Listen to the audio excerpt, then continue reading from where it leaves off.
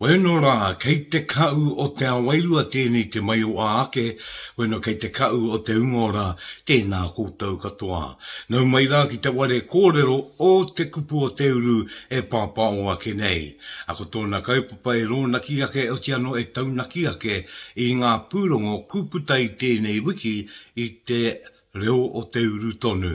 O te ano rā kia matua marawa mai ko ngā poutautoko i tēnei o ngā otaka koia ko te reo irirangi o Taranaki te korimako.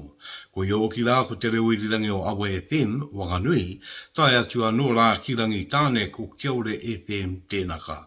O anō i tēnei wā kia kōrero ake au mō tātātou nei pūrongo tuatai. Ko ia tēnei kei te roe o Taranaki e tēnei pūrongo, e aro atu ana ki te tai moana ki te ware uka nui o Tangaroa. Tērā ia te unga kua taia ke ki reira nunui atu nei a ngarunui tangata, nunui atu nei a ngarunui tangata.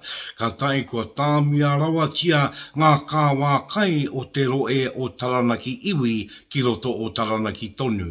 A koira te matu take o tēnei o ngā kaupapa tā te mea kua wakatakotoria ko te kaua o te rāui o te ano ei oranga mo te ware o Tangaroa. Karuku o onu tēnei o ngā pūrongo ki te iake i tēnei ika, a te waitere. Māne kaununui atu ki te take matua kua tū te rāui ki te takiwa o Taranaki iwi. E rāui kairi ki runga i te ware o Tangaroa. Te rāui. O koi nā te tikanga eke i o maira no, maira tau, e ki te wakatapungia. Ara, te wainua. Ara, te ngā ere, ngā awa, ara, me Tangaroa, kia pikia no pe ora o te whenua, o te ngā ere, i tēnei wā, ana, a Tangaroa. The thought patterning was that we take a hard look at what needs to happen here, and the rahui was placed for the longevity of and the protection for our moana. Nō te iwa o ngā rā o ānuere, i maranga te pari ngā tai o ngā iwi o Taranaki, me ona apu tuamaa ki te rāui te ware o Tangaroa i tō rātau takiwa moana.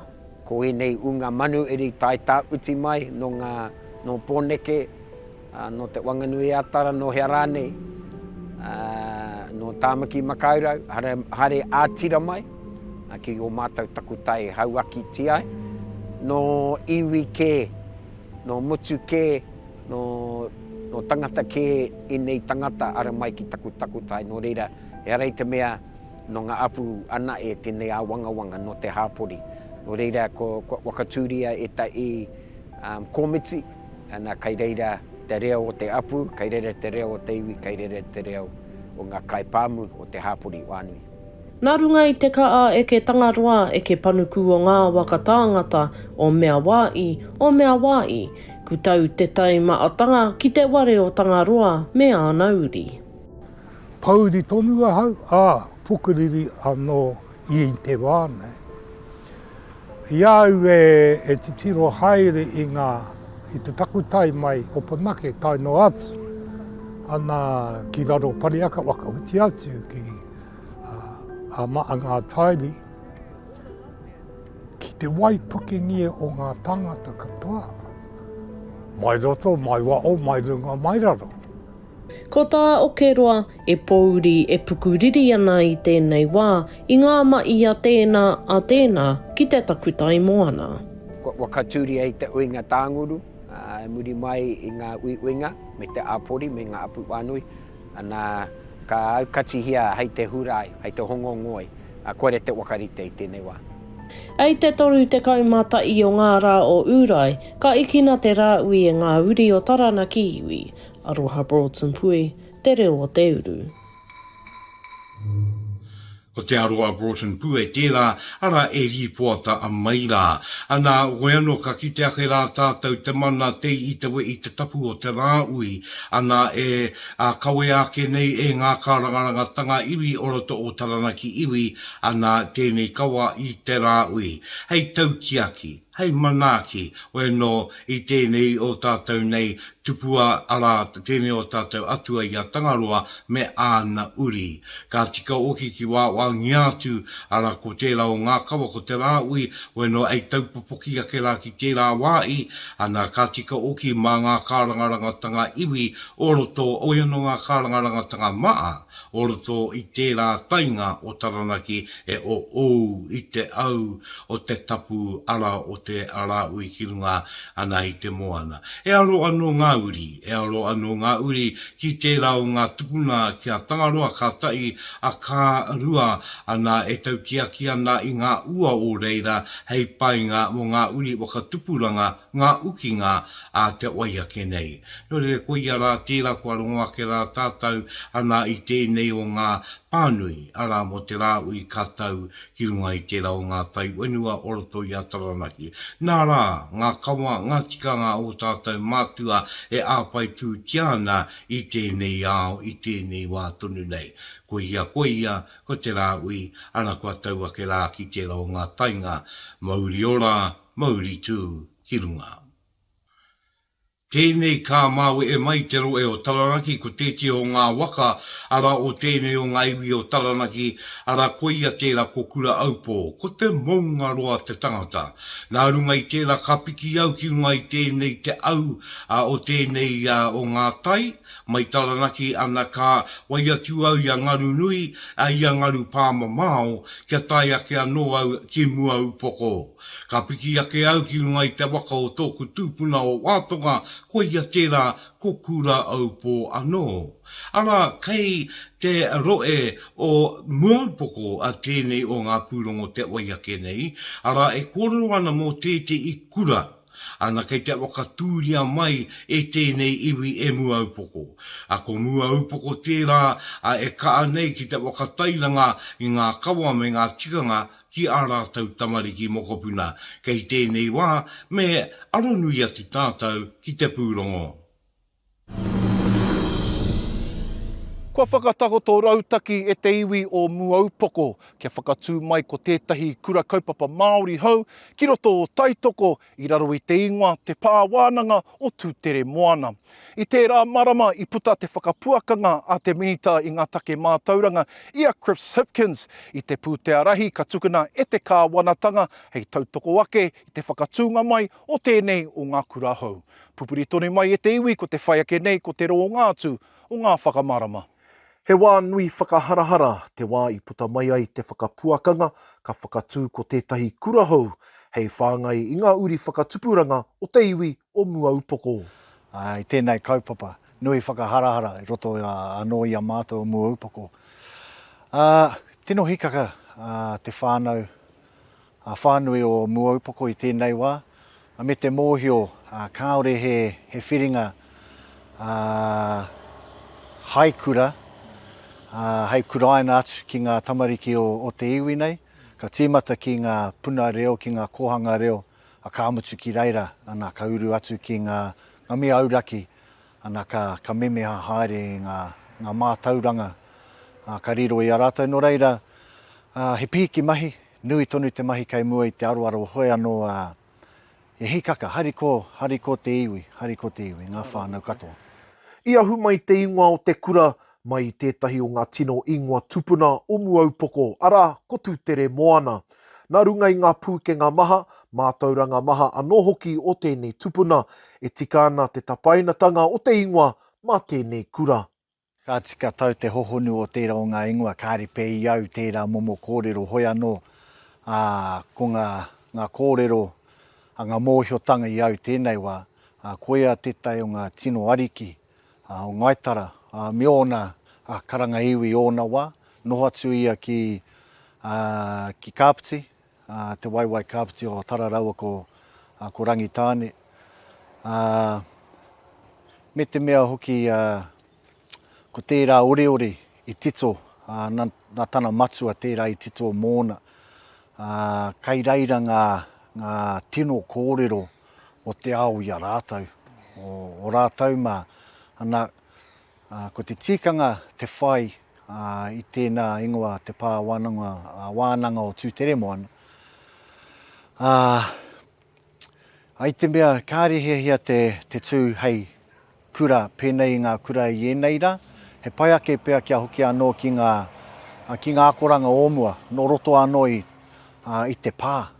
Ki te whakatū te pā wānanga o tūtere moana, e ko atu ana i te ruarau, 50 ngā tamariki me ngā rangatahi ka kuraina ki tēnei kura, kāore mo te puta atu ki o taki kē. O te tai o ngā rautaki o muara, te whai, tō mātou tari me ki te MTA, Muupoko Tribal Authority. Ana ko te tai o ngā rautaki he 20 tau, te roanga ake.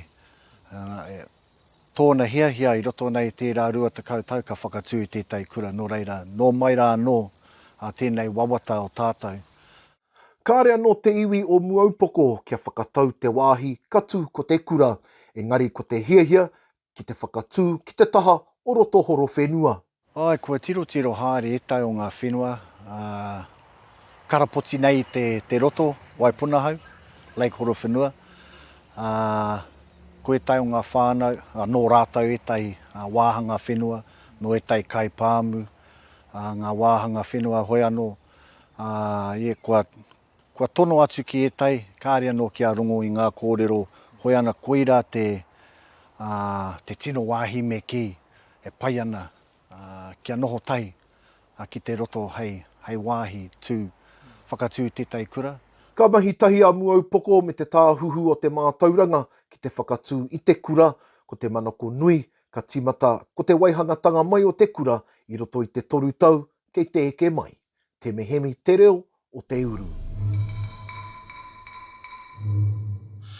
Ka tai te pai o tērā pūrongo e tātou mā, tēnā koe e te mahemi. Au tia no kami i ka wake au ki ngā karangarangatanga o roto ana mai o Muaupoko. Ngā uria wātonga. Ngā uria te tupuna nei e kōrero tia ake ana i te pūrongo atu tēne moana. Tēnā koutou ana e ruku o unu wake nei ki ngā taonga motoikura a o koutou mātua tupuna. Ara e au wake nei, ara koia tērā ko te reo meo na tika ei wanga i atu rā ana ki ngā uki o tērā o tērā o ngā roenga o te anō o roto i a koutou Muaupoko. Muaupoko tēnei ko koutou e ka anei ana te wakapakari ake nei a koutou ki te uanui o te kawariki. Ana te kawariki wai o tia mai ai e kui mā, e koro mā, kia koutou. E kua ngā kau o ki te rongo ake, kua wakakai te wakatūria mai e koutou e kura, ana e ai ngā uri o tō koutou nei wenua, te aere tō tika ki tō koutou wenua, e kore peange te nuinga e puta atu i te ro e tonu. No reka no o aumaru, i raro i ngā tou me ngā wakakoronga Muaupoko tūturu, o te anō i ngā taonga kōrero a tērā tupuna atu tere moana. No reira ko ia tērā te kōrero i puta mai ai te ori, e pāna tonu ki atu tere moana, wakaronga mai e tama ko ta i tonu te iringa i kake ai a tāne nui ārangi ara ki te ti i o manono. Ko ia tērā ara ko te iringa i te maara. No reira tēnei te maara ke rā ki ia koutou Muaupoko ki ka, ki maia, ki manawa nui. Mai o te waitua o Muaupoko, ana ka au ake ai au ki te motu whānui. Tērā ia tete i pou kōrero, puna, o tia no e taniwa i kuroa, ko ai atu, ko ia tērā, ko te kaikawe kōrero e mo i o tia nei, ko te kare. Ana, ko te karere kua eke nei tōna paake ki te wā te kautau. Wā te kautau, mai i te pāororo tanga tuatai, a tainoa mai ki tēnei wā, ara koe ia tērā kano o mai hei tānga manawa, hei taonga ka mea mo tātou mo te ao Māori, te kawe, te tuku, te pupuru i a tātou nei kōrero. Nōrere wai ake nei e pūrongo e pāna ana ki tēnei o ngā taonga, kai kawe kōrero e mo i o tia nei, ara koe ia ko te karere. Kei te wakanuia a te karere tana whātekau tau aia e pā o ana ki te motu whānui. I oi i te timatanga e a ua 5 miniti tana roa. Engari i te tau ko tai mano 925 I pokia e Ken Mema a One Network News ki te reo tātaki, ko te take, ko te ruarua noi o te wā. Kaori anoa Ken Mea rawa ko Mariana Waitai kia kōrero mai mo taua wā I porotei ki te reo tātaki. Oh, well, our motivation as a rōpū, there's about half a dozen of us from home here, decided that we were sick to death of seeing te kārere cut off continually for one-day cricket or other events. And that indicated to us strongly that the status of te kārere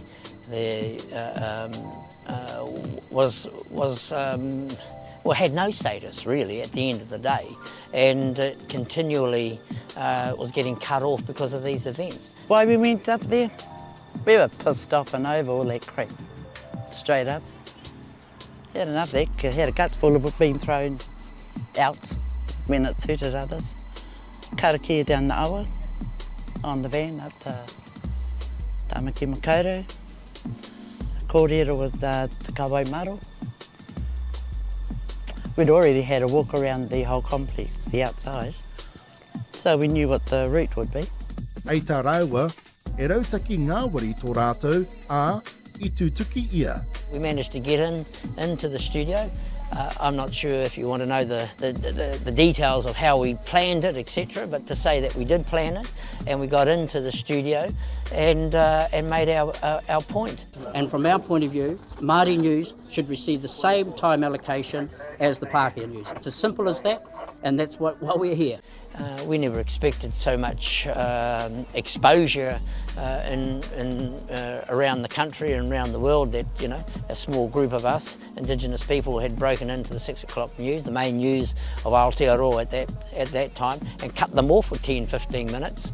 Because it was all a matter of timing, planning, acknowledgements to Piripi, Ame, and Te Kawai Maro, because they were the support group that were there to back us up with what was needed to happen. I te mutungai o Ei tā rāua, te rāpea, ko tini ngā wakaro ki te waka ira-iratanga o ngā kaupapa Māori ki runga I te pauaka wakaata. This is just a small part of the bigger picture, and really small from our point of view. However, the reality is that people still remember and celebrate that particular event, and it is what it is. And it's always nice to think that you've been part of something that's tried to bring about a change, at least in thinking. So when we left Tamaki Makaurau and came home, the first place we returned to was our awa, because that was the last place we left, was our awa. And it made sense that those doors just opened. So we'll come, you know, kaore raru. No big deal, well, not for us, but obviously for others. Nā rātou I para te uarai kia rangona kia kitea a tātou kōrero ki runga I te pauaka wakaata. Iruere rerikura, te reo o te uru. Mihi Ngarangi Forbes, te karere. Ko Bailey Meki tēnei, mo te karere. Ko Julian Wilcox tēnei, no te karere. Ko te karere ana, tēnā rawa tira koe e te karere, a tēnei rā, a te tūa unei kia koe, ko koe o ki te pau tuakana, o ngā kaikawe kōrero katoa, nāu te uarai I para.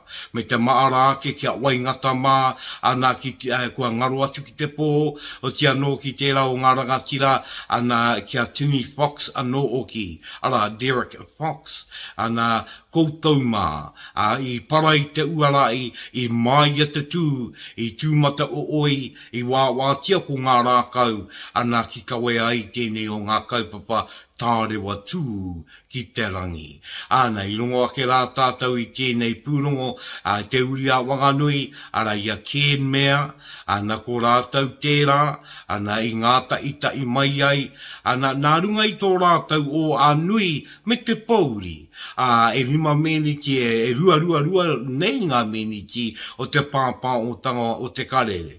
O tia no ngā ongore rereke, au e no koia tērā e roa ake te wā. No le i tū te poro tū, i āte te atu rātau, ara ki a ngā kai waka aere o te pouaka wakata. A nā tērā āhuatanga, a nā kātai ka o'o, mai ai a te kāui waka aere, ana katuku nātu e aura, a weno e te i wāanga no, e te i meni tia no kātau mai ki te awe aura, e mo i o tia nei tātou i tēnei wā.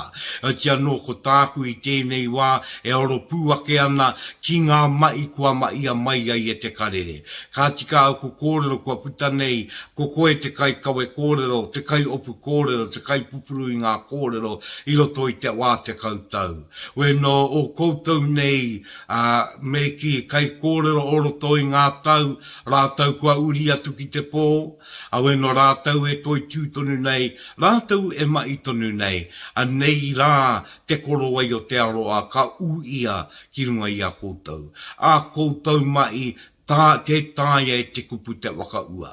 No reira, kei ngā tuakana, tēnā rawa atu koutou e te karere, e te wānau te karere, hari huri tau, kia koutou, wā te koutou. Me te mārama, i ara mai koutou, i roto i te kore. I ara mai rā koutou, i roto i te pātuki tanga o te āhuatanga. Karanga mai, tēnei rā, a te kupu o te uru, me te reo o te uru, te mi i kawake nei, tēnā koutou. Mai te karere rā a au. Ana ki te roe a rā e moi o tia nei ko te manawa tū. E ātaku kaupapa ki konei, o tia no ko te pūrongo o konei, ko te riki. Ana, tērā o ngā tākaro matua nui, ara, i taia ke tā mātou kai i poata, a te aro a Broughton pue, ki te taki i ngā kōrero, te wakarongo ki ngā kōrero, a te unga wāine, ngā kai tākaro, a mai ngā roe o taranaki, wanganui, a te manawa tū tainua rā ki te upoko teika, koia tēnei, ko te pūrongo, te tuake nei.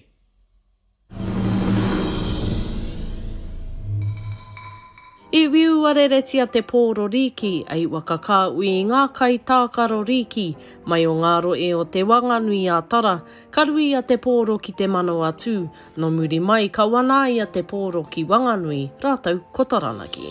Ko te wakataitai a roe o tu pōro riki, te kaupapa.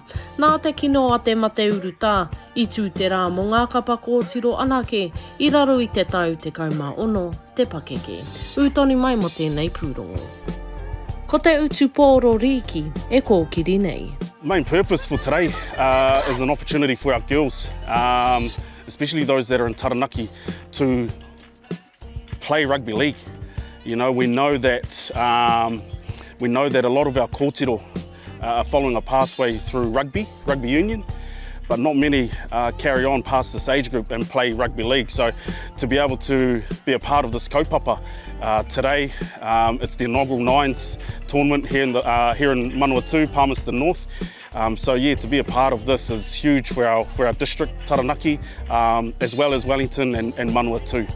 I tō puni atu ngā roe o Taranaki Manawa tū, wanganui rātau ko te whanganui a tara ki te manawa tū, kia tū te manawa ora i roto i tēnei tākaro o te riki. He wahine Māori, you know, not only that, he wahine toa, you know, that to be able to grow the game, our youth game, our girls game, in Taranaki is huge. You know, the only chance that a lot of our kōtiro that are here today and a lot of our kōtiro that weren't able to make this journey, the only opportunity they get is once a year when they get to go away to our national Māori tournament. You know, so for them to have another kaupapa, another opportunity to play a sport that I'm very passionate about is awesome. Ko ngā mātāpono o te kapa o Taranaki, te iwa anga nui wā ngai atu a Hockley, ki ngā kō ine kia pai ai tā rātou tākaro tai. I just help the young ones pick up their game and teach them the way that we were learned, like taught, and like help them before our journey up to the seniors. One of my highlights is probably just playing with my family, or like being from where I'm from, and just having a good run with the girls. It's just having a better connection with them, and yeah, it's probably one of the best things in the team to do. Ko te whakawhanaunga me ngā tima no wāhi kē. Hoki, ko te whanaungatanga me ngā kōtiro hau no Taranaki. Just getting to play and representing, leading the girls and like steering them in the right direction of where we need to go and like what we need to do on the field.